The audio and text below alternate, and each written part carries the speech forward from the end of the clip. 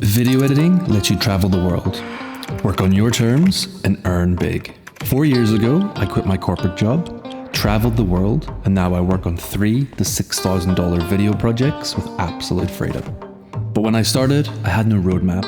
I wasted years fumbling in the dark. If I could start over again today, here's exactly how I'd learn to edit, the pitfalls I'd dodge, professional insights I wish I'd known. Stick with me, and I'll share the guide I wish I had. Before you even touch the timeline, you need to think like a professional. That's where everything changes. Professional video editors get paid thousands of dollars per video. There are a few fundamentals for you to implement at the beginning of your journey, setting you up for success and getting you ahead of the other 99%. Setting up a structured and repeatable workflow is something you'll want to develop early and implement in all your projects. Make 3 copies, at least 2 local on drives. For me, that's a 2 terabyte SSD, my working drive, and a 14 terabyte HDD, my backup drive. And then I also have another backup in the cloud. Now that might sound a little bit obsessive, like 3 copies, do I really need 3 copies? But trust me, the first time you lose a client's footage or your own hard work because of a failed drive, you'll learn the lesson the hard way. My Tasmania and Sri Lanka projects, planned for months, I shot for weeks, and then I lost everything on both of those occasions. I've definitely learned my lesson on that one. Now your footage is secured with those backups, it's time to talk about organization, because creativity and flow isn't born out of chaos. This might seem a little bit boring, but trust me, setting up a structured and repeatable workflow early on will save you hundreds of hours and elevate your entire workflow. So here's exactly how I set up every single project folder. It's built around a simple structure of year, month, and day, followed by a brief description. So inside each daily folder, I break it down by specific cameras that I use for that day. And then here's where the magic happens.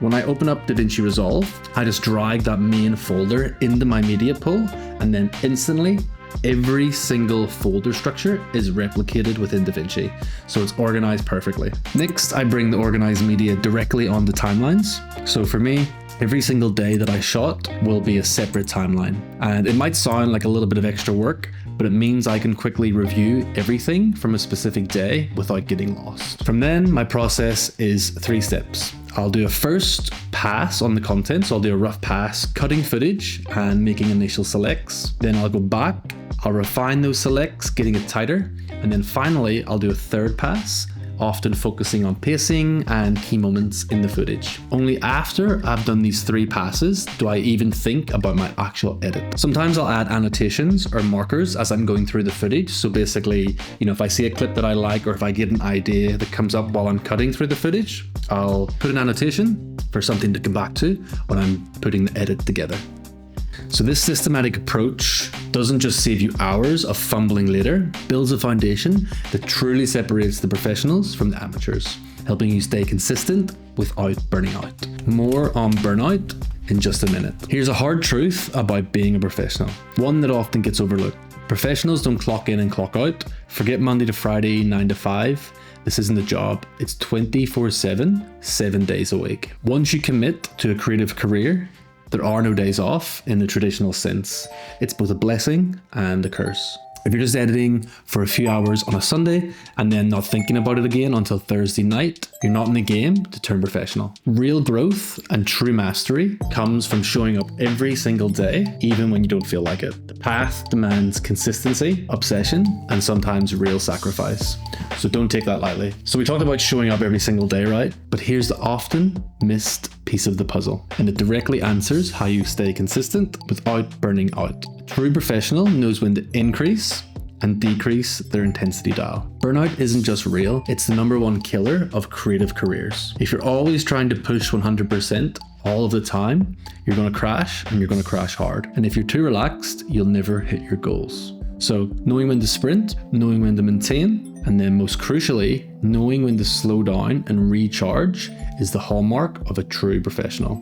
It's about sustainable growth, not just short bursts. All right, so you've got the professional's mindset, you're organized, you're consistent. Now for the most counterintuitive yet crucial piece of advice. So if you're serious about becoming a high-level video editor and eventually earning thousands of dollars per video, you have to understand this. You're in it for the long run. Yes, you'll eventually need to master storytelling, color grading, audience psychology, and much, much more. But right now, especially early on, don't get stuck trying to make everything perfect. That completely kills your creativity. Once you know the basics, your job is just to play. Your editing software comes packed with effects, transitions, and tools that most people never even touch. So dive in, start experimenting, break the rules, push your creativity without pressure. That's how you build the joy that keeps you consistent over the long haul. If you're constantly chasing the perfect video, you'll burn out fast. The more you explore, the faster you'll find your own unique style. All right, in a second, I'll break down the software that I recommend, including what not to waste your money on. But first, a story about the first video I ever made. So I woke up at the crack of dawn. I drove to the Royal National Park in New South Wales, Australia. I flew the drone at sunrise, a place called Wedding Cake Rock. And when I got home, I spent hours editing the footage. I edited the music, I even color graded it. And when I was done, I genuinely thought I'd just created the best video ever. And I was buzzing about it. I loved the video so much. I was showing my friends, my coworkers, family, the dog, like anyone that would watch it. And I was super proud of what I'd created. But in reality, the video was terrible. It was absolute rubbish. But that didn't matter because I was motivated. I fell in love with the process. Being able to get out there, shoot something, edit, create something out of nothing, I was totally hooked. I really wish I did this more when I started out. So just make sure you enjoy the process. Just have fun. The next decision can either unleash your creativity, accelerate your progress, or it can become your biggest headache. If you're serious about professional video editing, you essentially have 3 core software options to choose from. Apple's Final Cut Pro, Adobe's Premiere Pro, and Blackmagic's DaVinci Resolve. When you're just starting out, every dollar counts. And what you can spend on software over time can be absolutely shocking. So I've broken down the 5-year cost for these 3 top contenders based on their 2025 pricing. Okay, so first, Final Cut Pro. It's a one-time purchase, so you pay just under $300 upfront, and that's unlimited. That'll be your 5-year cost. Then there's DaVinci Resolve. You can actually start with their free version, literally zero cost for as long as you want. Or if you want the studio features, it's again a one-time fee of around $295, and that's unlimited forever. That'll be your 5-year cost as well. Then there's Adobe Premiere Pro. So while it's a monthly subscription model, if you cost it out over 5 years, you're looking at close to about $1,400 for your software. So after 7 years editing in Final Cut Pro, I actually made the switch over to DaVinci Resolve, and I can safely say this was hands down the best decision I've made as a video editor. The software is rock solid. Its color grading is the best on the market, and the core version is completely free. I actually used the free version for about 6 months, and I was able to edit multiple client projects, personal projects. I actually only upgraded to the studio version because I started building out some tutorials and guides for DaVinci, and I wanted to go a bit deeper. So here's another really great tip for even more value. If you're looking to invest in some editing hardware, if you buy one of Blackmagic's products like the DaVinci Resolve Speed Editor, which costs around $450 US, it actually includes the full DaVinci Resolve Studio software for free. So it's a fantastic way to get the paid version plus a powerful editing tool for less than what you'd spend on a subscription over 2 years. It's really good value. If you want help downloading and setting up DaVinci Resolve, you can click through to these videos where all the information is stored. Okay, so your software is set up, your files are organized, but there's one more hack that will transform your editing. It's the key to editing 10 times faster, maintaining a flow state, and ultimately leveling up your creativity. We're talking about 1, 2, 3, IOP. Keyboard shortcuts allow me to cut through footage and make selects at lightning speed. Forget your mouse when editing. This is about getting both hands on the keyboard and truly utilizing those powerful keyboard shortcuts. And this isn't about memorizing everything at once. You can spend just 10 minutes daily with a cheat sheet and you can go through, set up your own custom shortcuts for the tools and the processes that you use most. And here's a game changer. I actually cut my editing time in half by memorizing 6 simple shortcuts. So I can't stress enough how important keyboard shortcuts are. Make sure to implement them early. After about a month or 2 of editing, you'll have such strong muscle memory that any bad habits will be hard to break. Take the time to build good habits early. Keyboard shortcuts compounded over the long run will save you countless hours in the edit. They'll ensure you stay in the creative flow for longer, as you'll be able to access and navigate your tools much more efficiently during the edit. When I started out in Final Cut, I didn't actually take the time to learn keyboard shortcuts effectively, and I picked up so many bad editing habits. I mean, looking back, it's probably my biggest regret. But thankfully, when I started using Vinci, I made sure to unlearn all these bad habits, which was actually super painful because muscle memory is so strong. All right, so you're building your skills, you're super organized, and you're even having fun. But how do you actually turn all of this into paid work? So you need a shop window for your skills, you need a killer portfolio, or a dynamic showreel.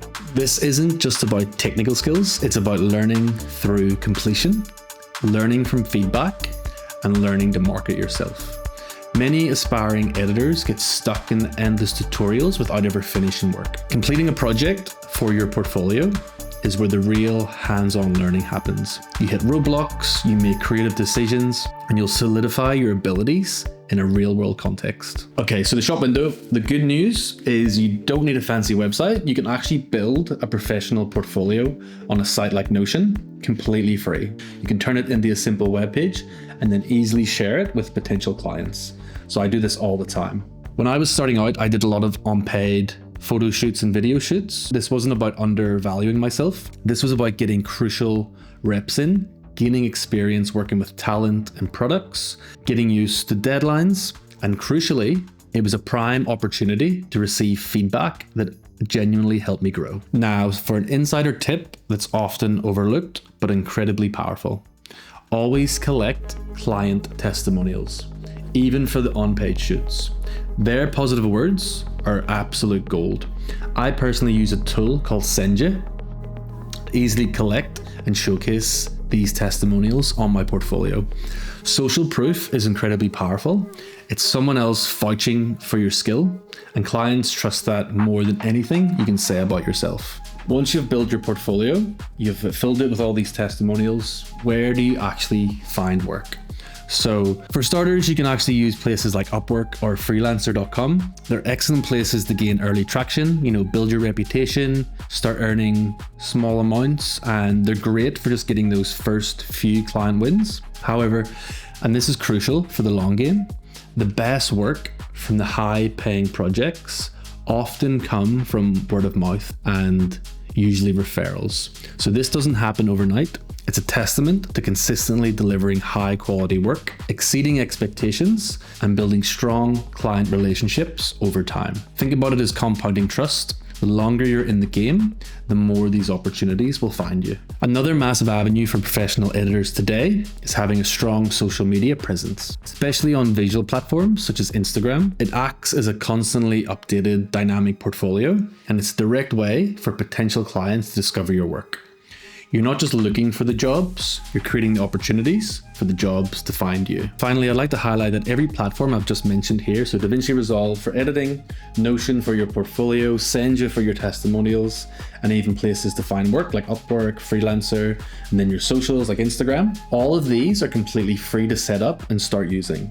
You can literally build your entire professional launchpad without spending a single dollar upfront. This will allow you to focus on honing your craft. All right, so that's my entire roadmap. If I could start over today, this is exactly how I would learn to edit videos, dodge the common pitfalls, and build a truly thriving creative career. We've covered thinking like a professional, with the solid workflows and managing your intensity, remembering to always find the fun in the process, choosing the right software that doesn't break the bank, and then mastering those crucial keyboard shortcuts. And then finally, how to effectively show your work and turn your passion into paid opportunities. Remember, it's not about perfection from day one. It's about consistency, smart habits, and finding joy in the journey. And if you want to ensure you don't miss future insights that can accelerate your career, I'll be right here. Finally, I'd love to hear from you. What's the one piece of advice you wish you knew when you started video editing? Let me know in the comments below. Your insights could genuinely help someone else.